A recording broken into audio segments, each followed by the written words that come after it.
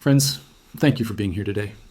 We often gather to discuss the noise of the daily markets, the ups and downs of the Dow Jones, the latest inflation print, or the newest tech stock rally. But today, I need us to look past the ticker tape. I need us to look at a storm forming on the horizon, one that isn't being discussed on the evening news, yet poses the single greatest threat to the American financial way of life since the Great Depression. What if I told you that the specific mechanism that destroyed the British Empire's financial dominance in 1931 is playing out again, right now, with mathematical precision? And what would you do if you knew that the safe assets in your retirement portfolio were being quietly abandoned by the very allies who have propped them up for decades? These are uncomfortable questions. They are questions that challenge the bedrock assumption of the last 80 years, that American debt is the risk-free standard of the world. But we do not have the luxury of comfort anymore. The data has changed, the world has changed, and if we want to protect what we have built for our families and our futures, we must face the reality of what is happening to the United States Treasury market. To begin, we need to address the wake-up call that should have stopped every press in the country just last month. For years, financial analysts have warned about a hypothetical day when foreign nations might stop buying our debt. That day is no longer hypothetical. It has arrived, and it brought a receipt. In November 2025, a data point was released that signals a structural shift. Japan, our most stalwart economic ally, the nation that has faithfully recycled its trade surplus into American debt for generations, dumped $120 billion in U.S. Treasuries in a single month. To put that number in perspective, let's step back from the billions and trillions that get thrown around so casually in Washington. $120 billion is more than the entire annual economic output of Ukraine. It is larger than the combined market capitalization of Goldman Sachs and Morgan Stanley. It is a staggering sum of money to move in 30 days. This was not a routine portfolio adjustment. This was not a subtle rebalancing. This was a liquidation. The trend line confirms that this is a structural shift, not a blip. In 2021, Japan held $1.3 trillion in U.S. debt. By November 2025, that number had plummeted to $890 billion. That is a 30% reduction in 4 years. But the terrifying part is the acceleration. In all of 2024, they sold about $50 billion. In the first 11 months of 2025, they sold over $200 billion. The exit door is getting crowded, and our friends are running through it. This is the equivalent of a middle finger from the bond market.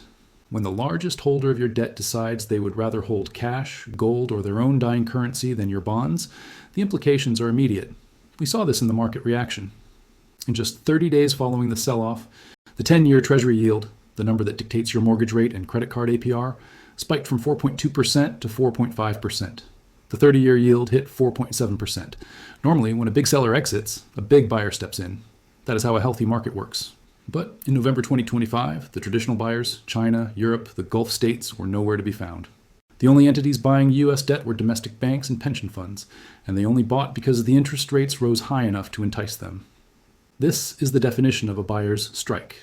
It forces the U.S. taxpayer to pay more to borrow the same amount of money, creating a vicious cycle that we will discuss later. To truly understand why this matters, we have to look back at history, specifically the warning of 1931. History rarely repeats itself exactly, but it rhymes beautifully and tragically. In the early 20th century, the British pound sterling was what the U.S. dollar is today, the sun around which the global economy revolved. It was good as gold, but the British Empire had debt, war debt from World War I, and its economy was hollowing out. In September 1931, France, a rising economic power on the continent, decided to test the empire's resolve. They didn't declare war. They simply asked for a transaction. They demanded that Britain convert its paper pounds into physical gold, as was their right under the gold standard. Britain couldn't do it. They didn't have the gold. On September 21st, 1931, Britain defaulted. They abandoned the gold standard. The pound collapsed. The illusion of British financial invincibility shattered overnight, and the empire entered a terminal economic decline from which it never truly recovered as a superpower. Fast forward to today, and the actors have changed, but the script is identical. The United States is playing the role of 1931 Britain, an overextended empire with massive debts and a hollowed-out industrial base. China is playing the role of France. China is currently executing a strategic exit from the U.S. financial system that mirrors France's move almost perfectly. Look at the data.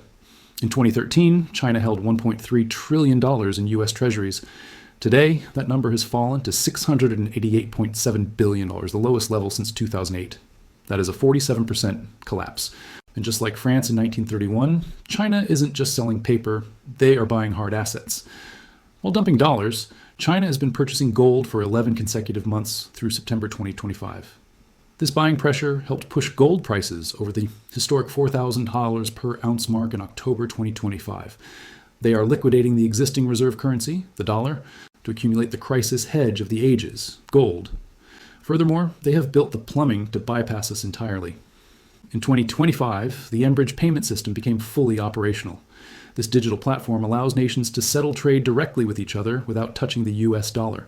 The infrastructure for a post-dollar world is no longer a theory. It is installed, it is turned on, and it is processing transactions. Now you might be asking, why are they leaving right now?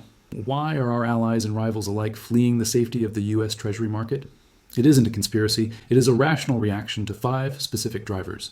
The first driver is currency defense, specifically the crisis with the yen. Japan isn't selling our debt because they hate us. They are selling because they are desperate. The Japanese yen has lost nearly 45% of its value in 3 years. A weak currency destroys a nation that imports its energy and food. To prop up the yen, Japan must buy yen in the open market. To buy yen, they need dollars to sell. Where do they get those dollars? By selling their massive stockpile of US Treasuries. They are burning the furniture to keep the house warm. The second driver is the crushing weight of domestic deficits back home. Japan has the highest debt-to-GDP ratio in the developed world, sitting at over 250%. For decades, interest rates in Japan were near zero, so the debt cost nothing. But now, inflation has forced their rates up. As their cost of borrowing rises, they need cash to pay their own bondholders. They can no longer afford to subsidize American spending when they can barely afford their own. Then there's the factor of a strategic diversification and geopolitics. This is essentially the fear factor. In 2018, the US sanctioned Russia, freezing their dollar reserves. The world watched, and the lesson they learned was terrifying. US debt is not a risk-free asset. It is a political weapon. If you cross Washington, your savings can be frozen. Nations like China and Saudi Arabia are looking at Taiwan or the Middle East and doing the math. If a conflict breaks out, holding $700 billion in US debt is a strategic liability. They are selling now to avoid being trapped later. This is why the BRICS alliance is expanding, representing 45% of the global population moving toward non-dollar settlement. A fourth major driver is a simple loss of faith in U.S. fiscal management. Foreign observers look at our balance sheet with horror. They see a national debt approaching $38 trillion, growing by $1 trillion every 100 days. They see a political system in Washington that is fundamentally broken, where neither party has the will to cut spending or raise taxes. They see a Ponzi dynamic where the U.S. government must issue new debt just to pay the interest on the old debt. Why would you lend money to a borrower who clearly has no plan to pay you back? Finally, we must look at the end of yield curve control. For years, the Bank of Japan artificially suppressed their own interest rates, forcing Japanese investors to look overseas, to the U.S., for yield. That policy has ended. Japanese rates are rising. Japanese money is going home. The automatic bid for U.S. Treasuries is gone. While the world turns its back on our debt, the situation here in Washington is unfortunately accelerating the problem. We are witnessing a failure of leadership combined with a mathematical trap. Current Treasury Secretary Scott Bessent has been depicted in financial circles as a man chasing his own tail. His strategy to manage this debt load has been to shift issuance from long-term bonds to short-term notes. On the surface, this lowers interest costs temporarily, but it creates a massive refinancing wall. Because of this strategy, a staggering $9 trillion in U.S. debt comes due in 2026 alone. We have to pay that back. But we don't have the money, so we have to borrow new money to pay back the old money. And we are doing this right at the moment when rates are higher and foreigners are selling. It is the equivalent of paying off a low-interest mortgage with a high-interest credit card. This leads us to the death spiral. The math is simple and brutal. In fiscal year 2025, the U.S. government spent $970 billion just on interest payments for the national debt. For the first time in American history, we spent more on interest than we did on the entire Department of Defense. We are paying more to bondholders than we are to our soldiers, sailors, and airmen. Economists have a red line for this. When interest payments consume more than 20% of federal tax revenue, a nation enters a debt spiral. We are projected to hit that number by 2027. Once you cross that line, you face an impossible dilemma. If the Federal Reserve raises rates to fight inflation, the interest payments on the debt explode, bankrupting the government. If they lower rates to save the government, inflation runs wild, destroying the purchasing power of every retiree in the country. The Fed is trapped. And when the Fed is trapped, your savings are in the crosshairs. To fully grasp the magnitude of this threat, we must peel back one more layer of the onion. We must address the optical illusion that is currently sitting in your brokerage account. Many of you look at the S&P 500 hitting record highs. You look at your 401k balances and you think, well, the economy might be shaky, but at least the stock market is doing well. Friends, I need you to understand a critical economic concept that Washington politicians hope you never figure out. It is called the silent default. When a government accumulates $38 trillion in debt that it cannot mathematically pay back through taxation, it is faced with only two choices. Choice A is a hard default. This is where the government simply stops paying interest on its bonds. They tell creditors, "I'm sorry, we don't have the money." This results in an immediate catastrophic collapse of the banking system, a depression that makes 1929 look like a picnic, and total social chaos. No politician will ever choose this option voluntarily.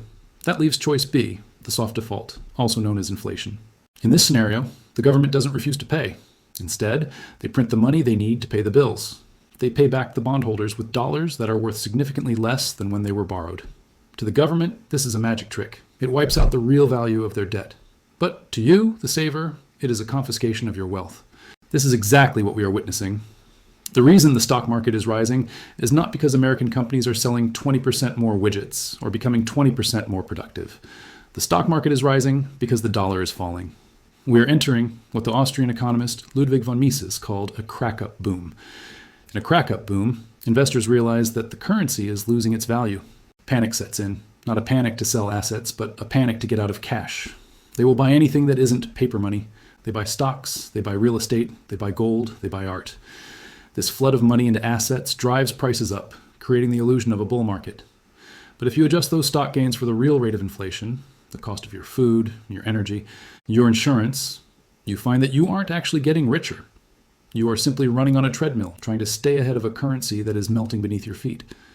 This dynamic creates a vicious trap for the retiree, a mechanism of wealth transfer that is subtle but devastating. Here's how it works. You hold a stock that goes up 10% in a year. You feel good. You sell that stock to fund your living expenses.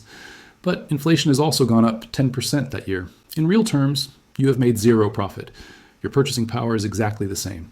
However, the IRS does not see it that way. The IRS taxes you on that 10% nominal gain. They take a slice of a profit that didn't actually exist in real terms. Effectively, the government is taxing you on inflation. They are creating the inflation to pay their debts, and then taxing you on the illusion of growth that the inflation creates. It is a double-edged sword designed to transfer purchasing power from your savings account to the United States Treasury. This helps explain the disconnect that frustrates so many of us. We see the headlines about record highs on Wall Street, yet we feel poorer at the grocery store. We feel the squeeze when we pay our insurance premiums. That disconnect is the silent default in action. It is the sound of your wealth being diluted to bail out a sovereign debtor that lived beyond its means for too long. So when we talk about foreign central banks abandoning U.S. debt, understand that they see this too. They know that the only way out for the United States is to devalue the dollar further. They are selling now because they do not want to be the ones holding the bag when the purchasing power of those bonds evaporates. They are refusing to participate in the silent default. And if the sophisticated central bankers of the world are refusing to participate, you must ask yourself, why is your retirement portfolio still positioned as if the old rules apply? I want to pause here for a moment because this is the part that hits home. This concept of a silent default is something the mainstream financial media rarely touches. What is your take? Do you feel the government is intentionally inflating away your savings? Or do you think this is just incompetence? Drop the comment below. I want to hear what you are seeing in your own daily life and at your own grocery store. I read the comments to know what is really happening on the ground. I know many of you might be wondering how these global shifts impact you personally as an American retiree beyond just your portfolio. It affects you because the Treasury market is the foundation of everything else in the financial world. When the foundation cracks, the house shifts. The most direct impact is on housing and credit. Treasury yields dictate mortgage rates. As Japan and China sell treasuries, the yields rise. This is why mortgage rates spiked from the historic lows of 3% in 2020 to over 7% in 2025. For a retiree looking to downsize, this is a disaster. You might be sitting on a home with a lot of equity, but if you sell it, where do you go? You are trading a 3% mortgage for a 7% one. The cost of borrowing has frozen the market. You are locked in. Finally, there is the silent thief, inflation. As foreigners sell our debt, the value of the dollar weakens relative to real assets. A weaker dollar makes everything we import more expensive. Oil is priced in dollars. When the dollar weakens, the price of gas at the pump goes up. The price of food goes up. The price of medicine goes up. This creates sticky inflation. We saw it in the 1970s. Inflation that refuses to go away, constantly eating into your Social Security, cost of living adjustments, and eroding the value of your pension.